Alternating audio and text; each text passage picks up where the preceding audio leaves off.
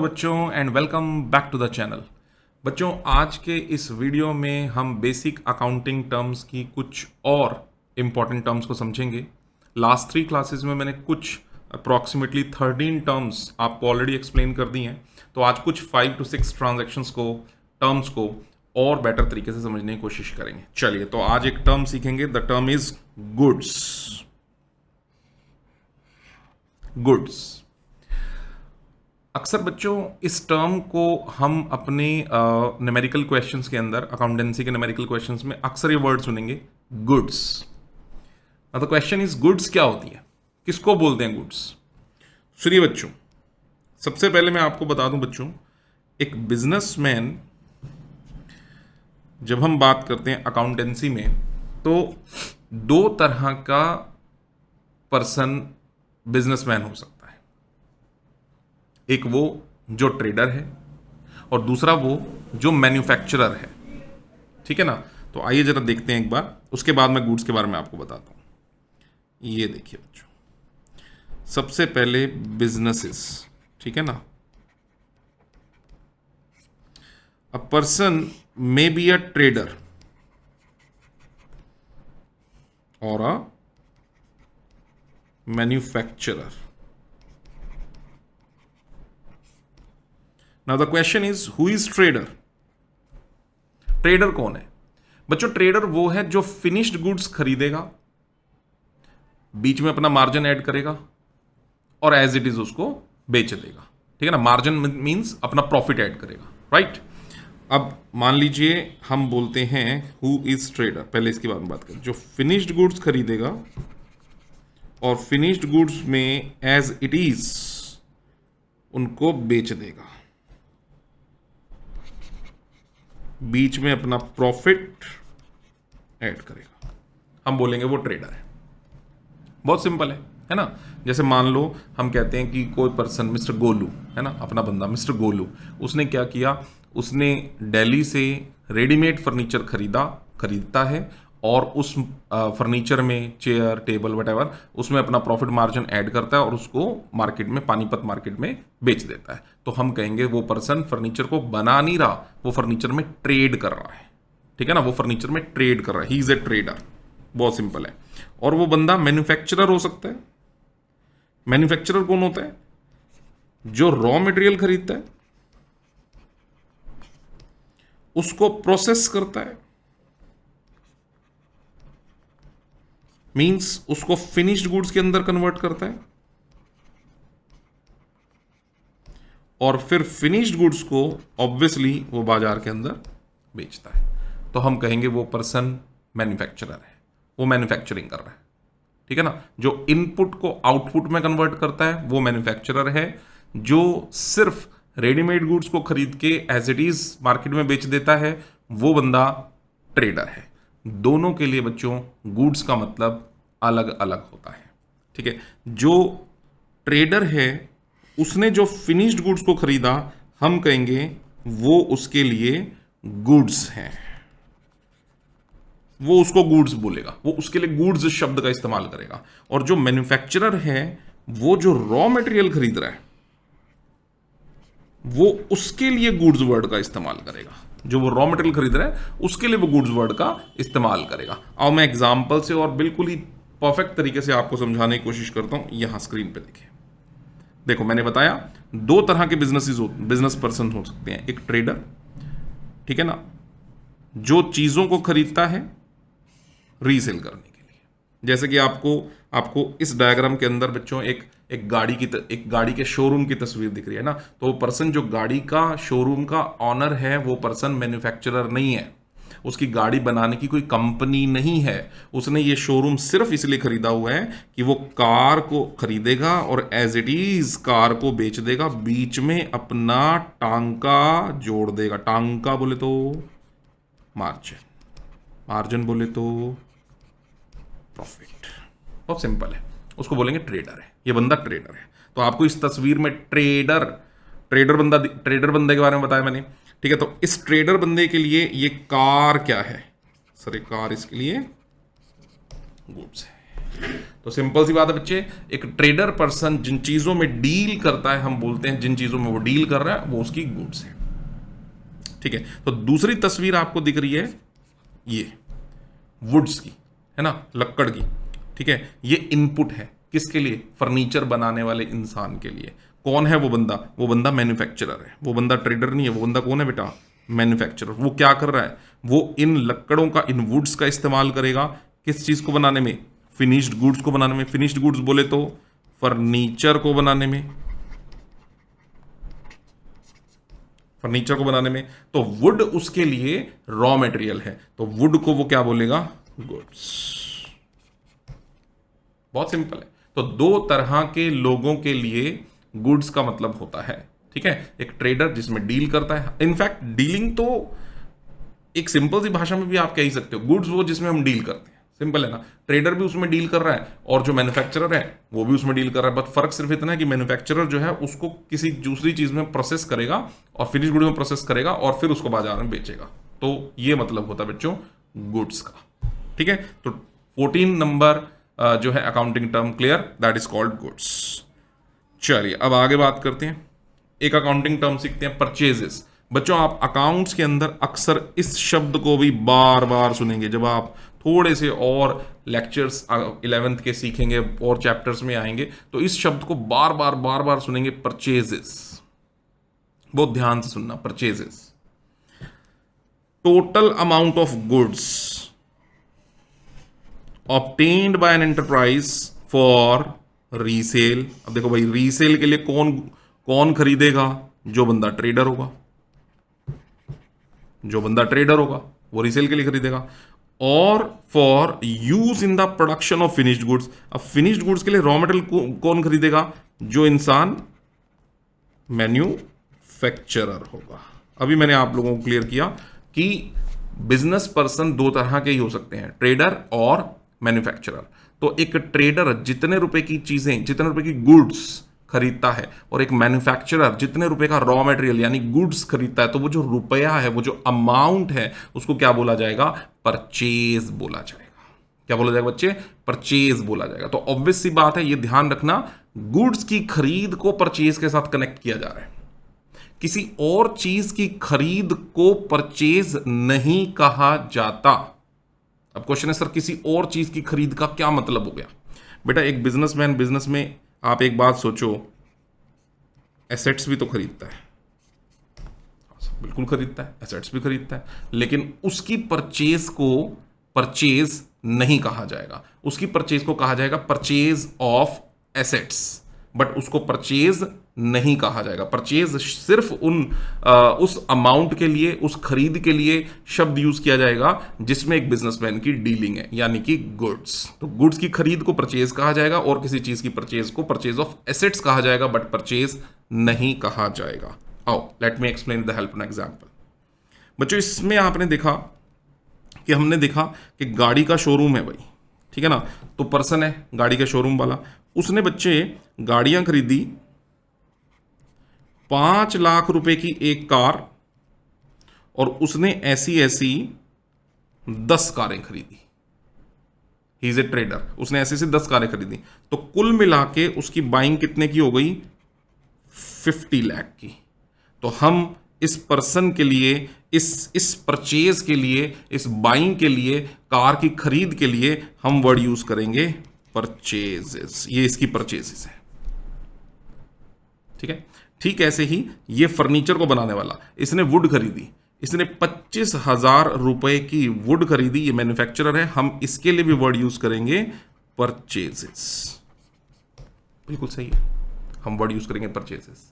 लेकिन बच्चों अगर इन दोनों में से किसी एक या दोनों बिजनेसमैन्स ने अपने ऑफिस को सेट करने के लिए, ठीक है, फर्नीचर खरीदा, या अपने ऑफिस को सेट करने के लिए इन्होंने कंप्यूटर खरीदा, लैपटॉप खरीदा, ठीक है ना, और आपको लिखा गया है purchase of laptop, purchase of computer for this showroom, car showroom, और for this showroom, furniture showroom, तो यहां पर भी वर्ड तो क्या सुनने में आ रहा है? Purchase of laptop, but it will not be termed as purchase. हम अकाउंटिंग भाषा में इसको परचेज नहीं कह सकते। ये परचेज ऑफ एसेट्स हैं, लेकिन ये परचेज नहीं है। तो समझ में आना चाहिए बच्चों, जिन चीजों में एक बिजनेसमैन डील करता है दैट इज गुड्स, उसकी परचेज के अमाउंट को परचेज कहा जाता है, बाकी किसी और चीज के परचेज के अमाउंट को परचेज नहीं कहा जाता। एक चीज ये क्लियर हो गई। दूसरी चीज, परचेज जरूरी नहीं कि हमने नगद पैसे दे के ही जो गुड्स खरीदी हैं हम उसी को परचेज बोलेंगे, नहीं, परचेजेस कैश में भी हो सकती हैं और परचेजेस क्रेडिट पे भी हो सकती हैं, ठीक है ना। तो कैश परचेजेस भी परचेजेस हैं भाई, और क्रेडिट यानी उधार की परचेजेस भी हमारी परचेजेस ही हैं। ये देखो यहां लिखा है कैश परचेजेस भी हो सकती हैं और क्रेडिट परचेज, बस शर्त ये है कि हमारी उसमें डीलिंग होनी चाहिए, एसेट्स हमारी नहीं होनी चाहिए। डन, क्लियर हो गया। परचेज, दो टर्म क्लियर हो गई। थर्ड, परचेज किए गए सामान को, जिन चीजों में हमारी डीलिंग है, परचेज किए गए माल को, जरूरी तो नहीं कि सारा सारा हमें पसंद आ जाए या सारा का सारा हमने रख लिया हो। कई बार ऐसा भी होता है बच्चों, हमने सामान खरीदा, थोड़ा बहुत सामान हमें पसंद नहीं आया या हमारे ऑर्डर के अकॉर्डिंग नहीं था, हमारी रिक्वायरमेंट के अकॉर्डिंग नहीं था, हमने लिखवाया तो कुछ और था परचेज ऑर्डर में, सामने वाली पार्टी ने कुछ और भेज दिया, या भेजा तो सही लेकिन वो डिफेक्टेड निकल गया। इन दोनों ही सिचुएशंस में हमारे पास राइट है, वो खरीदा गया सामान बेटा हम वापस कर सकते हैं। तो बच्चों यहां पर मैं आपको समझा दूं, ये ऊपर मैंने जो बात करी थी आपसे कि इस कार के शोरूम वाले ने 5-5 लाख की 10 गाड़ियां खरीदी, तो बेटा कुल मिला के कितने का माल खरीदा? सर 50 लाख की कार खरीदी उसने, 50 लाख की कार खरीदी, लेकिन उसमें से एक गाड़ी, एक कार 5 लाख वाली डिफेक्टेड निकल गई, उसका कुछ डेंट लगा हुआ है, उसको कुछ डेंट लगा हुआ है, ठीक है ना, या कोई और कलर की ऑर्डर करी थी और वो आई कोई और कलर की, is not as per the order requirement. तो बेटा 5 लाख की वो एक कार, तो 5 lakh multiplied 1 is equals to मतलब क्या, is equal to sir 5 lakh. ये हम क्या करेंगे भाई, ये हम रिटर्न कर देंगे। सर किसको रिटर्न कर देंगे बच्चों? जो भी इस गाड़ी का कौन था, सप्लायर है ना, जहां से सप्लाई आई थी, हम ये गाड़ी उसको वापस कर देंगे, ये गाड़ी उसको रिटर्न कर देंगे। तो ये अकाउंटेंसी में टर्म क्या कहलाएगी? Purchase return. ये हमारी तरफ से उसको क्या हो गई, परचेज की return. When the purchased goods are returned to supplier, it is called purchase return. It is also termed as return outward. Return outward. So why it is said to be return outward? Because it is a kind of return that we are getting out, जिसको हम बाहर कर रहे हैं, जिसको हम भेज रहे हैं वापस, जिसको हम रखना नहीं चाहते हैं, तो इसीलिए इसको परचेज का रिटर्न भी कह सकते हैं, और इसको दूसरा शब्द क्या बोल सकते हैं, रिटर्न आउटवर्ड। तो ये हो गया बच्चों रिटर्न, परचेज का रिटर्न, ये हो गया परचेज और गुड्स, 3 टर्म क्लियर हो गई, right. 14, 15, 16। Now the next term sales. अब ये गाड़ियां जिसने बेची थी, जो कंपनी का मालिक था, उसके लिए गाड़ियां ये क्या थी सर? उसकी सेल थी।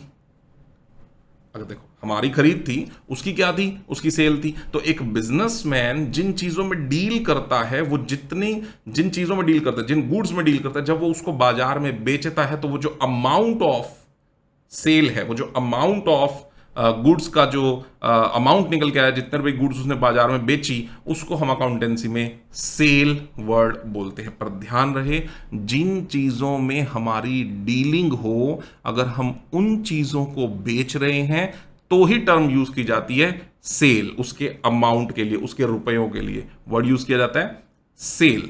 लेकिन अगर जिन चीजों में हमारी डीलिंग नहीं है और हम उनको बाजार में बेच रहे हैं, सर ऐसी कौन सी चीजें हो सकती हैं बेटा? एसेट्स नहीं हो सकती क्या?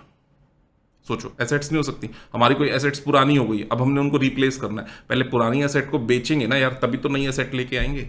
लेकिन वो जो पुरानी हुई एसेट को मैंने मार्केट में बेचा, इसको सेल नहीं बोलेंगे, इसको सेल नहीं बोलेंगे। सेल किसको बोलेंगे? जिस चीजों में हम डील करते हैं उसके अमाउंट को ही सिर्फ सेल वर्ड कहा जाएगा। जैसे इसी एग्जाम्पल में अगर मैं बात करूं कि टोटल कितनी कारें खरीदी थी बेटा? 10। ये थी हमारी परचेज, उसमें से एक गाड़ी वापस कर दी, ये हो गई हमारी परचेज रिटर्न। चलिए इस एग्जांपल को कंटिन्यू करते हैं। कितनी गाड़ियां आ गई? बाकी कितनी गाड़ियां रह गई हमारे शोरूम में? 9। और इन 9 की 9 कारों को लो, यहां समझो, इन 9 की 9 कारों को उस शोरूम वाले ने 7 लाख ईच, ऑब्वियसली बच्चों ट्रेडर है, मैंने बताया ना, अपना टांका, अपना मार्जिन देखो वो कैसे छोड़ेगा, बिजनेस कर रहा है अगला बंदा, है ना। 9 की 9 कारों को 7 लाख ईच मार्केट में बेच दिया, कितना पैसा आ गया जी, 63 लाख। तो इस 63 लाख को क्या बोल देंगे, सेल्स। 63 लाख को क्या बोल देंगे बच्चों, सेल्स। बात फिर घूम के वही आ रही है, जिन चीजों में हमारी डीलिंग होनी चाहिए उसके लिए ही सेल वर्ड यूज करेंगे। अब इसी बिजनेसमैन ने अपने ऑफिस का पुराना कंप्यूटर मार्केट में बेच दिया, इसको लग रहा है यार पुराने 10 कंप्यूटर लगा रखे हैं, पुराने हो गए हैं, ठीक है ना, i3 हैं, i5 हैं, सर नई टेक्नोलॉजी आ गई है, i7 10th generation 12th generation, ये रिप्लेस करेंगे, नए कंप्यूटर्स लगाएंगे, पुराने बेच देंगे। तो ये जो पुराना का पुराना सेटअप बेच दिया है ऑफिस में से, ये क्या है, ये सेल ऑफ कंप्यूटर्स है, लेकिन इसके लिए सेल शब्द यूज नहीं करेंगे, दिस इज नॉट सेल्स, क्योंकि इन कंप्यूटर्स में हमारी डीलिंग नहीं है। This is called sale of assets, sale of computer, but it is not termed as sales. इसको सेल्स शब्द का यूज यहां पर नहीं करेंगे हम लोग, क्योंकि इसमें हमारी डीलिंग नहीं है ना। हाँ, एक कंप्यूटर का व्यापारी हो कोई, जिसका कंप्यूटर का ही काम हो, वो अगर बेच रहा है उसके लिए सेल है, उसका रोज का काम है, उसके लिए कंप्यूटर गुड्स हैं, और कंप्यूटर की कंप्यूटर जो बेच रहा है वो ही उसके लिए सेल है। पर कार वाले बंदे के लिए नहीं है, फर्नीचर वाले बंदे के लिए नहीं है, क्योंकि कंप्यूटर उसका गुड्स नहीं है। बात फिर घूम के वहीं आ रही है, जैसे परचेज दोनों तरह से हो सकती है, कैश क्रेडिट, ठीक वैसे ही सेल भी दोनों तरह से हो सकती है, कैश भी क्रेडिट भी। अब जिसको हमने माल बेचा, अगर उसको थोड़ा बहुत माल पसंद नहीं आता तो वापस कर सकता है, उसके लिए वर्ड क्या यूज किया जाएगा बच्चों, सर उसके लिए सर वही जैसे हमने परचेज रिटर्न कर दिया था, वो बंदा सामने वाला हमारा माल बेचेगा वापस करेगा, तो वो उसके लिए हम अकाउंटिंग टर्म कौन सी यूज करेंगे, सेल्स रिटर्न। या सेल्स रिटर्न, सामने वाले को हमने सेल किया, उसने हमें रिटर्न किया, हमारे लिए सेल रिटर्न इनवर्ड है, क्योंकि ये सेल्स वो वापस कर रहा है हमारे को, जिसकी परचेज थी उसके लिए क्या है, परचेज आउट, वो वापस भेज रहा है, और हमारे लिए क्या है, सेल्स रिटर्न, यानी रिटर्न इनवर्ड, क्योंकि हमारी गाड़ी हमारे शोरूम में वापस आ रही है ना। हमने 9 गाड़ियां बेची, उसमें से एक कार वापस आ गई, हमारे पास, है ना। तो ये क्या है हमारे लिए, रिटर्न इनवर्ड। सिंपल है, ठीक हो गया, क्लियर। उसके बाद नेक्स्ट टर्म तो बहुत ही आसान है यार, टर्नओवर सेल्स के लिए यूज किया जाता है, टोटल सेल्स। उसके बाद एक टर्म है revenue from operations. Revenue from operations बच्चों, रेवेन्यू फ्रॉम ऑपरेशन बहुत सिंपल है, ऑपरेशंस, बिजनेस के नॉर्मल ऑपरेशंस से आया हुआ रेवेन्यू, बिजनेस के नॉर्मल ऑपरेशन से आया हुआ रेवेन्यू। सर ऑपरेशन मतलब क्या, बिजनेस की ऑपरेटिंग एक्टिविटीज से आया हुआ रेवेन्यू। सर ऑपरेटिंग एक्टिविटीज क्या बच्चे, जिसका हमारा काम है, जिसका हमारा काम धंधा है, या तो हम सर गुड्स बेच रहे होंगे, या हम सर्विसेज बेच रहे होंगे, है ना, या हम ट्रेडर होंगे, तो ट्रेडर होंगे तब भी गुड्स ही बेच रहे होंगे। तो हम कुछ भी, जो भी काम धंधा हम कर रहे हैं, तो जो रेवेन्यू हम कमा रहे हैं सेल ऑफ गुड्स या सर्विसेज से, तो वो जो टोटल अमाउंट हमारा अर्न है उसी को हम रेवेन्यू फ्रॉम ऑपरेशंस, या फिर ऊपर जो टर्म मैंने यूज करी टर्नओवर, ठीक है, वो एक ही बात है, उसको हम ये बोलते हैं। ठीक हो गया, क्लियर है ये भी बात। चलिए बच्चों, last term for day in this lecture, that is discount. ये शब्द बच्चों आप अक्सर सुनते हो, डिस्काउंट दे दो, है ना, डिस्काउंट ले लो। सर डिस्काउंट क्या होता है बच्चों, डिस्काउंट कॉमन भाषा में पता है सर, जितना एक चीज का प्राइस होगा उसमें जो प्राइस का रिडक्शन किया जाएगा, जो रिबेट होगा, जो छूट होगा, है ना, जो रिडक्शन इन द प्राइस होगा, उसको क्या बोलेंगे, उसको सर डिस्काउंट बोलेंगे। पर अकाउंटिंग में ना डिस्काउंट भी थोड़ा सा ना डिवाइड है, थोड़ा एक्सप्लोर्ड वर्ड है, ठीक है। तो पहले तो definition, rebate given by the seller, मैं सेलर हूं, मैंने कोई छूट दे दी अमाउंट के अंदर, किसको सर, बायर को। तो किस लिए सर, पहले तो दूंगा क्यों, प्रमोट करने के लिए, इसको सेल्स, मैं अपनी सेल बढ़ाना चाहता हूं, सामने वाले को मैं डिस्काउंट दे रहा हूं ताकि सामने वाले लोग ज्यादा से ज्यादा मेरे प्रोडक्ट को खरीदें, है ना। तो आप देखते हैं मोस्टली क्या होता है, जो बिजनेसमैन होता है, जो सेलर होता है, ट्रेडर होता है या मैन्युफैक्चरर होता है, व्हाटएवर कोई भी होता है वो, तो वो कभी कभी ऑफ्स लगाता है दिवाली के दिनों में, है ना, बम्पर सेल निकालने के लिए। वो कहता है यार फटाफट से कस्टमर को बुलाओ, थोड़ा सा पैसा कम कर दो, 10% ऑफ कर दो, 15%, 20% कुछ ऑफ कर दो, ताकि ज्यादा से ज्यादा कस्टमर दुकान में है। तो क्या कर रहा है भाई, वो डिस्काउंट दे रहा है। सिंपल है, क्या दे रहा है, डिस्काउंट। डिस्काउंट दो तरह का होता है बेटा, एक ट्रेड डिस्काउंट और एक कैश डिस्काउंट। आइए पहले एग्जाम्पल समझेंगे, फिर अपने आप ही आपको समझ में आ जाएगा ट्रेड डिस्काउंट क्या होता है और कैश डिस्काउंट क्या होता है। ये लो बच्चों, इस डिस्काउंट शब्द को सुनने के लिए मुझे गोलू को बुलाना पड़ेगा। लो बेटे, गोलू तो आ जाता है, जैसे बुलाते हैं वो आ जाता है। ये लो, ये हमारा गोलू, ये आ गया जी, ठीक है ना। ये हमारा है गोलू, प्यारा सा। ये लो, ये गोलू। इसकी एक शॉप है, दुकान है, ठीक है जी, इलेक्ट्रॉनिक्स, ठीक है, वॉशिंग मशीन, एसी, फ्रिज, ये सब बेचता है ना। तो दिवाली, इसका एक एसी का प्राइस है जी, इसका एक एसी है और एसी की कीमत है 50,000 रुपये, 50,000 रुपीज। लिस्ट प्राइस, ठीक है, इसको लिस्ट प्राइस बोलते हैं। यानी नॉर्मली ये एसी को, अपने एसी को बाजार में 50,000 का बेचता है, लिस्ट प्राइस है। अभी दिवाली आ गई, अभी गोलू को लगता है यार बेचो, खूब सेल करेंगे इस बार, कस्टमर को खूब अट्रैक्ट करेंगे। तो इसने अपनी दुकान के बाहर, आपने देखा भी होगा सर कि लोग बोर्ड लगाते हैं, इसने भी बोर्ड लगा दिया जी, 20% ऑफ डिस्काउंट, 20% डिस्काउंट, ठीक है। तो ताकि लोग ज्यादा से ज्यादा आए प्रमोट करने के लिए, सेल प्रमोट करने के लिए। तो 50,000 का 20% हो गया 10,000 रुपीज, प्रोडक्ट रह गया 40,000 रुपए का, प्रोडक्ट रह गया 40,000 रुपए का, ठीक है जी। अब लोग आने लगे इधर से, मिस्टर राम, श्याम, मोहन, सोहन, सर मुझे दे दो। कितने का? बंदा तो कह रहा है 40,000 का ले जाओ, 40,000 दो, ले जाओ। अब ये जो राम, श्याम, मोहन, ये सब पार्टीज हैं, ये सब लोग हैं, ये कहते हैं सर पैसे तो नहीं है, उधार में दे दो, उधार में लेने आ गए। अब जो मिस्टर गोलू है भाई, उसने तो प्राइस कम किया था, लोग फटाफट से माल खरीदें, कैश दें, ये आगे बिजनेस को और बढ़ाए, और लोग आ रहे हैं उधार में खरीदने के लिए। तो अब इसको तो बनेगा नहीं बात, है ना, इसको तो बनेगी नहीं बात। तो इसने एक और स्कीम निकाली कि भाई ऐसा है, देखो 40,000 में आपको दे दूंगा, चलो कोई नहीं, क्रेडिट पे, उधार पे, लेकिन अगर कोई बंदा मुझे कैश दे देता है, कैश, नगद, तो मैं 5% और काट दूंगा इसमें से। चलो 10 कर लो, आपको भी थोड़ा सा लगना चाहिए कि यार कुछ तो बच रहा है, 10% और काट दूंगा, ठीक है। पहले कितने पैसे काटे भाई? पहले काटे हैं 20% का डिस्काउंट, तो पहले ही दे दिया उसने। एक सेकेंड, यहां लिख दूं मैं, 20% का डिस्काउंट तो बेटा उसने पहले ही दे दिया।